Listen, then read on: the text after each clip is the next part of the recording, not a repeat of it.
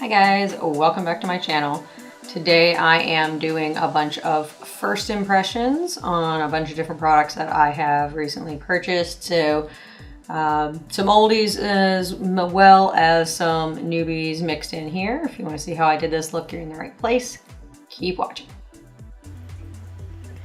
So running through this really quickly, I wanted something that I don't have to set because of the products that I'm going to be trying later. So I used my Tarte Shape Tape Foundation.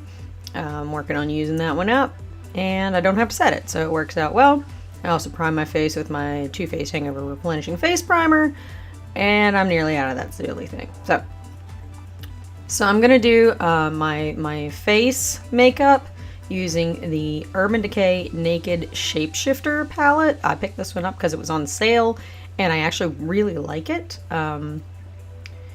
Today I'm just going to use the cream contours, like the cream shades out of this palette, mostly because I was experimenting and just messing around. But I'm actually pretty impressed with the way they came together and the way they blended.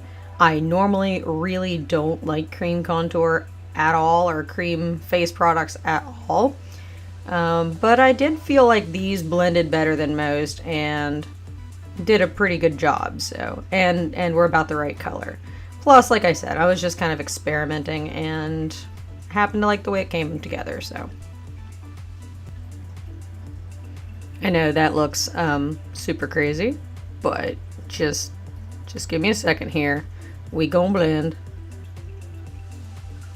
So I'm just taking my damp beauty blender with what's left of my foundation, and I'm just using that to blend out this contour shade so that it's not so super stark. I left it a little bit dark on purpose, promise. So I'm using the yellow shade, and I'm going to use that for color correct under my eyes. And I feel like that actually does a pretty good job. It's not too dark and it's not too yellow, but it definitely takes care of the blue in the dark circles. I'm going to use the cream highlight. This is probably my least favorite part of this palette because it's a very natural highlight. It's not a super bright, super glowy highlight, and you guys know that I am a bit of a magpie in that I love glitter. So a little more shimmer wouldn't have bothered me, but it did blend really well, and I did feel like it gave a nice, more natural glowy look, which I should probably learn to go for sometimes. So I guess it's important to note that I am using these tiny little beauty blenders. These are it's a 4-pack of mini blenders by Real Techniques. They seem to do really well for these cream products. So I'm using just the back side of my highlight sponge, and I'm going in just below where I put the highlight with the non-shimmer highlight. Just because I wanted to brighten that up a little bit more, because why not? And then just for the sake of, I wanted to try to use products, and also I wanted to have like a nice bronzy color to blend these together. I went into the middle shade, and I just kind of use that more like blush. It's definitely a bit warmer than I had thought, but you know what? I still think it looks good, so meh, we'll go with it.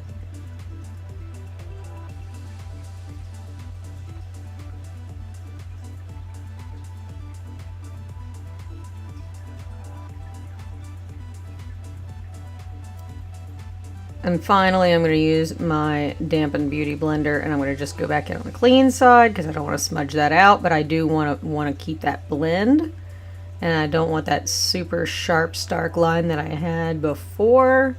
So there we go, and I think that looks actually pretty natural, especially considering my normal amount of naturalness. So today I am also trying out the Naked Skin Complete Coverage Concealer. I actually like this one pretty well. I've been using it a decent amount here lately. It is definitely not full coverage. I would not call it that, but I overall like it.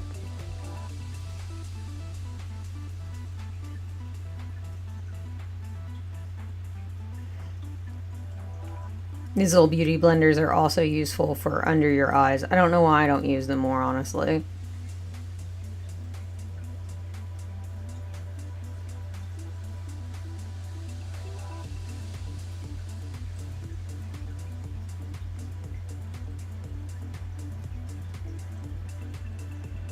Don't ask me what that was all about. So I had a sample of the Kat Von D 24-hour Super Brow, and I figured I would give it a shot. It's better than I would have thought on first impressions, so don't let the face fool you. It actually does a pretty decent job. It is a lot thinner and just overall clumpier looking. It's very, very different than the Anastasia Dip Brow, and that's what I'm mostly used to using. But it is like exactly the antithesis of the Dip Brow. It is very super creamy, super liquidy. It moves really well. I didn't notice it coming off, but I usually don't have too much trouble with it coming off, with eyebrows coming off throughout the day, so can't really say too much about that. But I definitely was able to draw nice little hair strokes with it because I could do such nice light strokes because it was so creamy. So there's definitely something to be said for this stuff. Don't know that I'm going to rush right out and get it, but if I could catch it on sale, I definitely would pick it up. Definitely would like to be using this one again.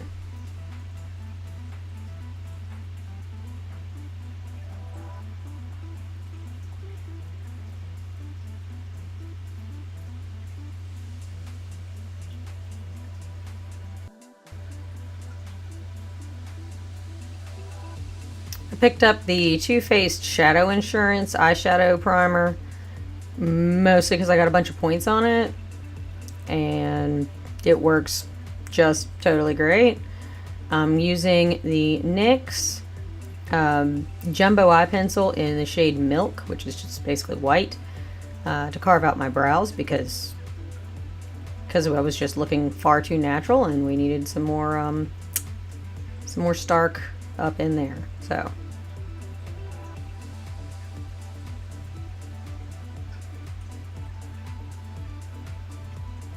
I do feel like this pencil does a great job for highlighting now.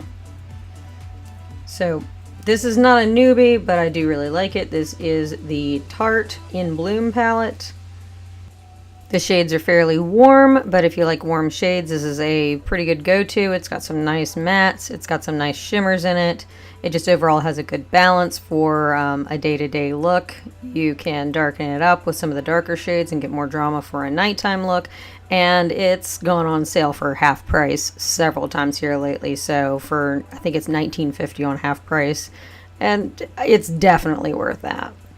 But you guys have seen me do my eyeshadow like 1,000 times, and I'm not doing anything too super fancy, so I'm just gonna speed this part up.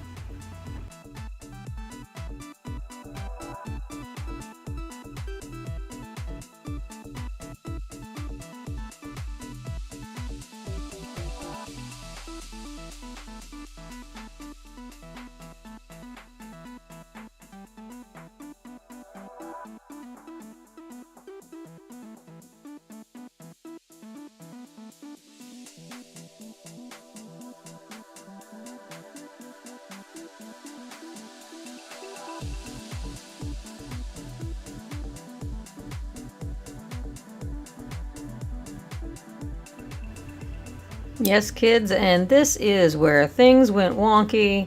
I tried to film an eyeliner tutorial, and that just didn't happen. So I'll link the video for that hilarity in the description box so you can check it out. So that's a lovely look there. This is me trying to put on this lipstick. It is way thinner than some of the other Maybelline Superstay Matte inks, so yeah, that took some effort. Overall, I do think that the look turned out well, and I like it, so I'm going to sit here and make silly faces at the camera for a second, and yeah. This is the completed look. Some finished thoughts on some of the products that I tried. I really do like the eyebrow pomade. It is a lot thinner than the Anastasia Beverly Hills, but I found that I could work with it a little more.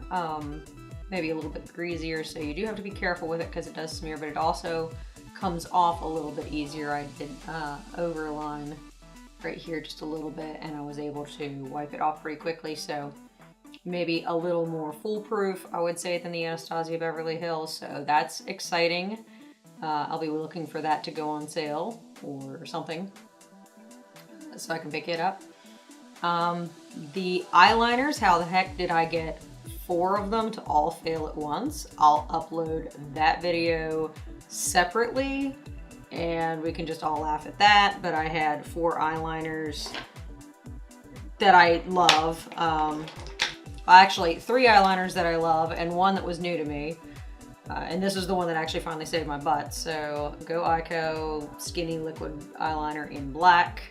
That actually saved the day because these all kind of crapped out on me at once, as did my current tube of Bad Gal Bang. So these are a little bit clumpier than I normally would prefer, but you know what? It happens to the best of us.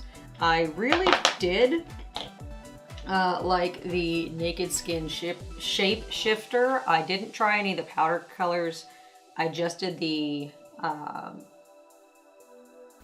creams. Wow, that was a moment. I only used the cream products in here. I have not used the powder products just yet, so I'll be trying those out in another video, but I normally don't care for cream face products at all, and I think that this has a nice natural, not over the top look to it, and it set down. I didn't set any of my foundation or my face whatsoever, and the same goes for this concealer. I really like the way this set down. Now it is a light coverage concealer. It says weightless complete coverage. No, you would have to cake on like a lot of it to get a full coverage, but I did do the color correct as well, and I think that the overall product came out nicely. So if you want something with a lighter coverage and a little more natural look, I think those are both appropriate go-tos. I have been using this one for a while, but you guys haven't heard me talk about it yet, but I keep going back to the Tartelette in Bloom, so definitely one I would pick up. And finally, let's see, the lipstick that I used is one of the Puma Collection Maybelline Superstay Matte Inks. This one I had not done before. This one is number 13 Fierce, and I like the look that I finally was able to achieve. But this one is a little oilier, a little thinner, and just overall a little more transparent than a lot of the colors in here. So of all of the colors that I have and have tried in this, and it's an obnoxious quantity, this is probably my least favorite of them, even though I do like the color and I finally was able to get it to come out. And we'll do it's been sitting here now, so we'll do the test.